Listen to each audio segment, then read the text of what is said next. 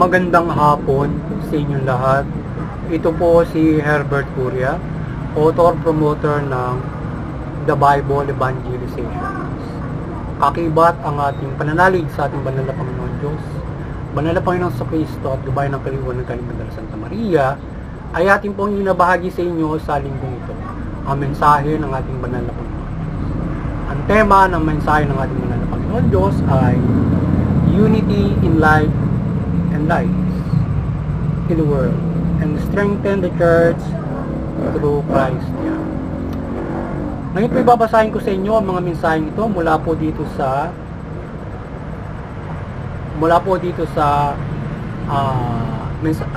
ating banal na Panginoon Diyos o mabuting balita na paghahari ng ating banal na Panginoon Diyos sa pamamagitan ng banal na Panginoon sa Kristo at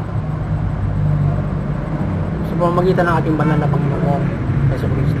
Ngayon po ay ating babasahin ang mga mensaheng ito mula po dito sa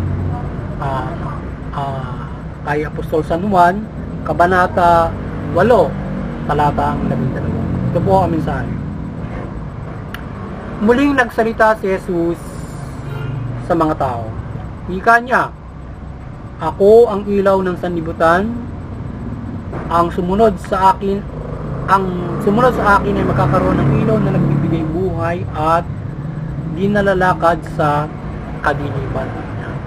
Pagpatuloy po natin kay Apostol San Juan, Kabanata 11, talatang 5 hanggang 26. Ito po ang mensahe. Sinabi ni Jesus, "Ako ang muling pagkabuhay at ang buhay. Ang nananalig sa akin, kahit mamatay ay muling mabubuhay, at sino mang nabubuhay at nananalig sa akin ay hindi mamamatay kailanman. Pinaniniwalaan mo ba ito?" Patuloy po natin sa mga taga-Roma, Kabanata 12, talatang 9 hanggang 12. Ito po ang mensahe. Maging tunay ang inyong pag-ibig, kasuklaman ninyo ang masama, pakaibigin ang mabuti. Mag-ibigan kayo na parang tunay na magkakapatid. Pahigpitan nyo ang inyong pagpapahalaga sa iba kaysa pagpapahalaga nila sa inyo. Magpakasipag kayo at buong pusong maglingkod sa Panginoon. Magalak kayo dahil sa inyong pag-asa. Magtiyaga kayo sa inyong kapighatian at laging manalangin. Pagpatuloy po natin sa mga taga-Roma, Kabanata 14 hanggang 11. Ito po ang mensahe. Kaya't pagsikapan natin gawin ang mga bagay na pagdudulot ng kapayapaan at makapagpapatibay sa isa't isa. Ipagpatuloy po natin sa 2 Korinto, Kabanata 1 at talatang 21. Ito po ang mensahe. Ang Diyos ang nagpapatibay sa isa't isa, sa amin at sa inyo, sa pamamagitan ng pag-ibag-isa kay Kristo, at siya rin ang humirang sa amin. Ito po ang mensahe sa salita ng ating banal na Panginoon Diyos. Sa ating bumabahagi ng mabuting balita dito sa The Bible Evangelizations. Pasalamatan po natin ng ating banal na Panginoon Diyos, banal na Panginoon sa Kristo, banal na Espiritu Santo, at ngayon din ang banal na Santo Maria. Maraming salamat po, banal na Panginoon Diyos, Panginoon sa Kristo, banal na Espiritu Santo, at banal na Santa Maria. Ngayon naman po ipaliliwanag ko sa inyo ang mga mensahe ito mula po dito sa tema na Unity and Light and Lights in the World, and strengthen the Church through Christ. Yan. Nais pong ibabatid sa atin ng ating banal na Panginoon Diyos sa pamamagitan ng banal na Panginoon sa Kristo na tayo ay magkaroon ng pagkakaisa sa ating banal na Panginoon sa Kristo, at tayo pagkalooban ng liwanag at buhay. Maging matatag tayo sa ating pagkakaisa. Yan ang nais na ibabatid sa atin at pagpapatibay ng ating simbahan. Yan. Nais na ng banal na Panginoon Diyos na tayo ay mabuklod at magkaisa sa Panginoong Jesucristo, at palahagan natin ang buhay sa pamamagitan ng pagkakaisang ito mula sa ibinibigay na liwanag na ating banal na Panginoon Kristo na buhay. So yung ating pag-isa sa Kanya at pagsunod sa ating banal na Panginoon Kristo ay magbibigay buhay sa atin. Ito ay yung liwanag na ibinibigay niya sa atin ay magbibigay buhay sa bawat isa. So yan, kaya tayo ay magkaisa para sa buhay nito at liwanag na ito na pinagkakaloob sa atin ng banal na Panginoon sa Kristo at pagpapatibay natin sa simbahan. Kaya kung tayo ay magkakaisa sa Panginoon sa Kristo, tayo ay patitibayin ng ating banal na Panginoon Diyos. Tayo ay bibigyan ng tibay sa ating pagkakaisang ito, sa ating pakikipag-isa sa ating banal na Panginoon sa Kristo. At ang pagpapatibay natin sa church ay ang ating pakikipag-isa sa ating banal na Panginoon sa Kristo. At with that, tayo ay kakalooban niya ng liwanag at buhay. Dahil siya ang liwanag at buhay sa ating pakikipag-isa, sa atin siya at ang liwanag at ang buhay isa sa atin. Sa gayon, sa pagkakaisang ito, pinangangalagaan natin ang buhay ng bawat isa. Tayo ng ibayo na magkaroon ng buhay ang bawat isa sa ating pagkakaisa at pananampalataya sa Panginoon. Sa pamamagitan nito, nag-iibayo tayo at nais ng banal na Panginoon Diyos, pag-ibayuhin natin yung kapayapaan at makapagtutulot ng pagkakaisa sa bawat isa sa atin. So tayo ay pag-ibayuhin natin yung makapagdudulot ng kapayapaan at makapagpapatibay sa isa't isa. Yan. Kaya hindi lamang sa simbahan, kundi maging sa lahat na tayo ay pag-ibayuhin natin ang pagpapahiran ng kapayapaan, pag-ibayuhin natin ang pagpapahiran ng pagkakaisa. Unity mula sa buhay na kaloob ng Panginoon Kristo. Kaya palaganapin natin ang pagkakaisa sa Panginoon Kristo at pagpapahalaga sa buhay. So tayo magkaisa sa pagpapahalaga sa buhay para mapalaganap natin ang pagkakaisa at mapalaganap natin ang kapayapaan. So ganyan tayo dapat ganyan natin pag-ibayuhin ang pagkakaisa sa buong mundo, na pag-ibayuhin natin yung pagpapahalaga sa buhay at pagpapairal ng kapayapaan. So ganyan natin unite ang mundo mula sa strengthen o pagpapatibay ng ating simbahan sa ating pananampalataya sa Panginoon Hesus Kristo. At kung tayo mananampalataya sa Kanya, tayo ay patitibay ng ating banal na Panginoon Diyos. Yan.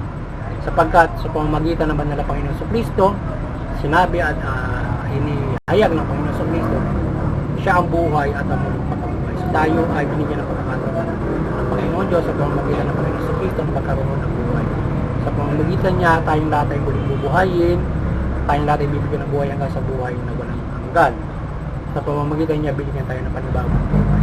Nagaya ng ating sinesebrate kapag Semana Santa, pinapakita roon kung paano tayo inubos at binigyan ng buhay kung paano sinagawa ng Panginoon Kristo ang gagawin pang buhay sa atin. Na ang Panginoon Kristo ay muling nabuhay, pinakita niya na doon sa mga katawang namamatay, ito yung muling bubuhay sa pamamagitan ng pagkabuhay ng Panginoon Kristo. Mayroon tayong spiritual na patutunguhan sa pananampalataya natin sa Panginoon Diyos. At gusto niya mabuhay na tayo ng maka-spiritual sa mundong ito. Yan ang nais ng banal na Panginoon Diyos. Pamumuhay spiritual, parang pamumuhay panlangit. Pamumuhay spiritual na. Paano ba yung pamumuhay spiritual? Yung tayo ay nagpapahiral ng pagmamahal, concern, kabutihan, matuwid na pamumuhay, pagpapahiral ng kapayapaan. Yan ang maka-spiritual na pamumuhay. Pagtahak ng mabuting pamumuhay, maka-spiritual na pamumuhay. At naiwasan natin yung makalamang pamumuhay na tayo ay yung masasamang pamumuhay na dinudulot na hinahanap ng ating mga katulad.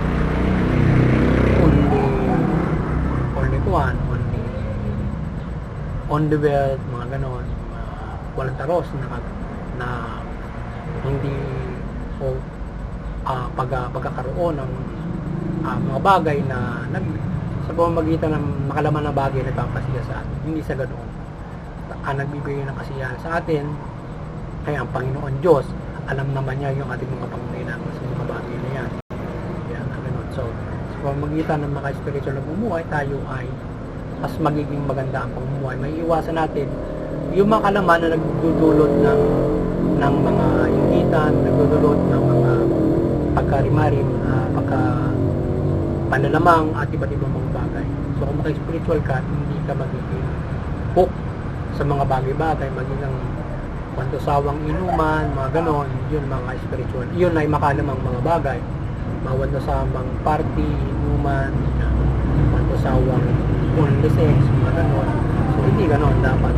Ay tinuturo ng Bible ay yung mga bagay na yan ay hindi tayo dapat magpakagumot sa mga layaw, mga ganon. Kundi tayo ay namumuhay ng paka-spiritual na naayon sa kalooban ng Panginoon.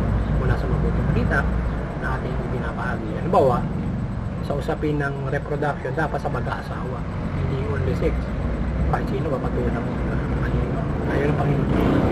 Nakasaayos. Kaya lang, yung ganon ay sinaayos niya dahil sa tayo nagre-repo. Katawang panlupa ba ito eh. Yun ang Diyos na gusto na Diyos mag-repo tayo ng paparami. Kasi sa langit, hindi naman tayo mag-aasawa na roon. Tayo ay mamumuhay ng maka-spiritual at wala ng pag-aasawa. So dito nangyayari yan. So para maging maka-spiritual ka through that na ginagawa pa ng tao, so kinakailangan niya sa marriage. But usually, kung tutuusin, dapat walang ganun, wala. Hindi ka na maiwasan mo yung sexual na mga usapin. Kung mamumuhay ka maka-spiritual, mga ganun. So sabihin, hindi niya ganatin mo na yung ganung pagnanasa ng katawan mo. Ano ba yun? Sexual na mga pagnanasa. Yan. Saka sa mga babae, na mga lalaki. So mga ganun yung sinasabi na hindi ka masyado mahilig sa pang-happy, sa pangyarihan ng mga happy ka, yung mga bagay. Gusto mo, ikaw yung pinakamayaman palagi. Pili ka sa wealth. So, gusto mo only wealth. So, hindi ganun yung perspective na tinuturo ng Bible para ikaw ay mamuhay. Ganun. So yun, at kaya tayo ay gawin natin ang lahat para tayo ay pagkakaisa at pagpapalaga ng buhay mula sa Panginoon Kristo. Patibay na pananampalataya natin sa Panginoon Kristo, bibigyan tayo ng liwanag at buhay, at ito yung magpapatibay sa atin sa simbahan sa pamamagitan din ng Panginoon para patibayin tayo. Tayo binigyan ng buhay in our church at pagpapalaganap natin sa mundo.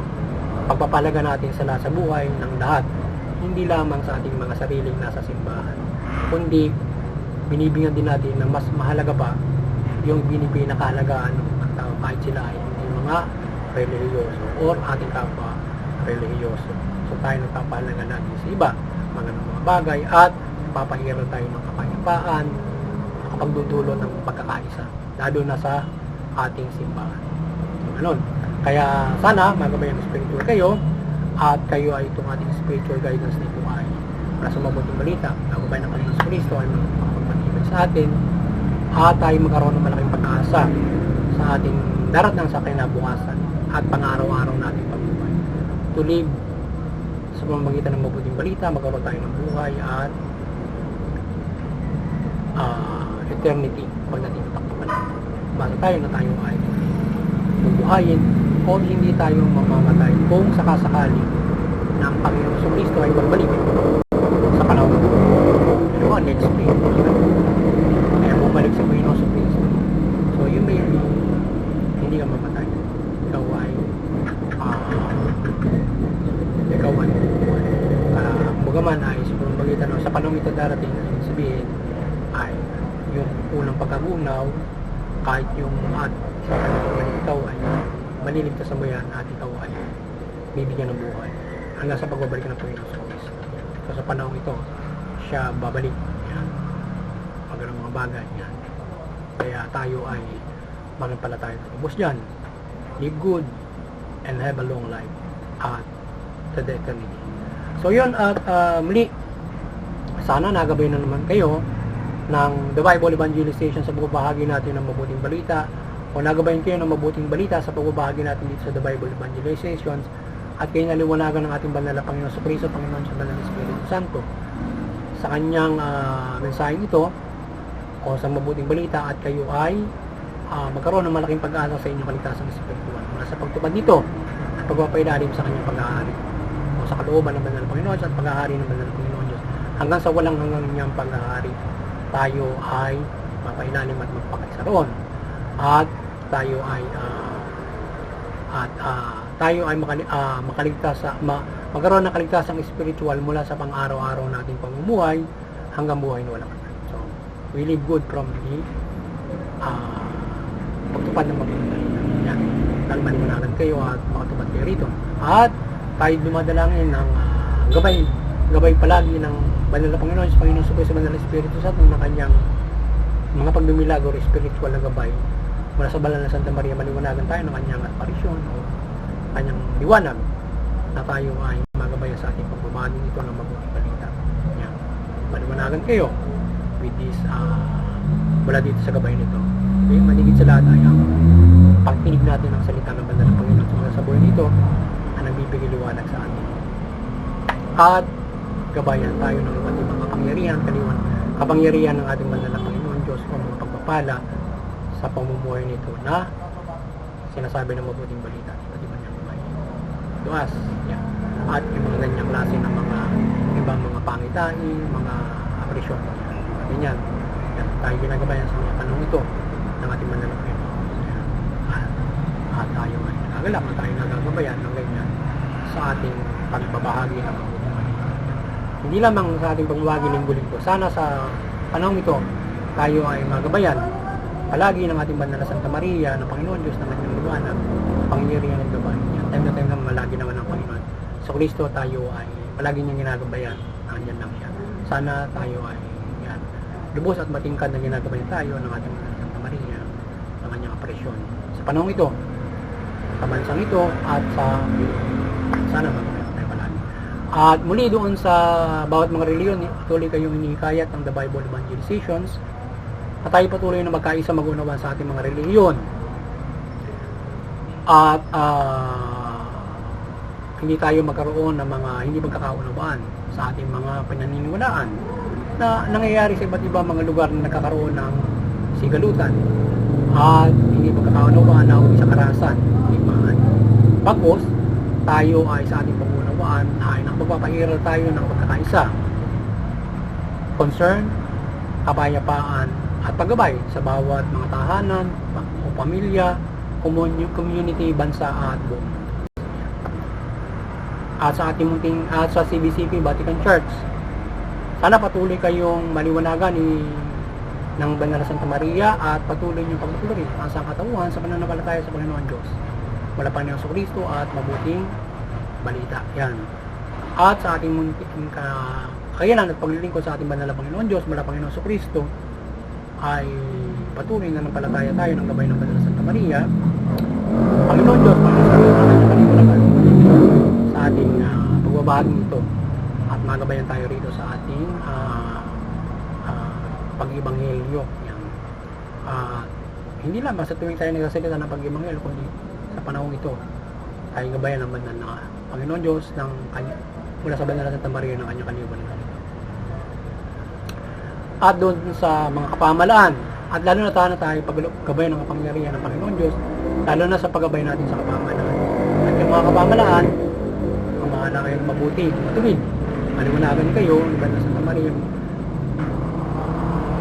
at mamahala kayo ng mabuti, matuwid, tugunin niyo yung karapatang pandao, patas ng hustisya. Sagay makikinabang yung mga mamamayan na inyong nasasakupan at sila yung makapamumuhay ng magaan, maunlad, masagana, kapayapa. At higit sa lahat, makapanampapalataya sila na lubos sa ating Banal na Panginoon Diyos mula Panginoon sa Kristo sa inyong mabuting pamamahala. At protektado sila para manguri ng karahasan na maaaring kuminsala gumulo sa bawat pananampalataya. Yan, magandang hapon sa inyo at liwanagan na lahat ng mga pamalaan at tayo patuloy na magkaisa sa mabuting buhay.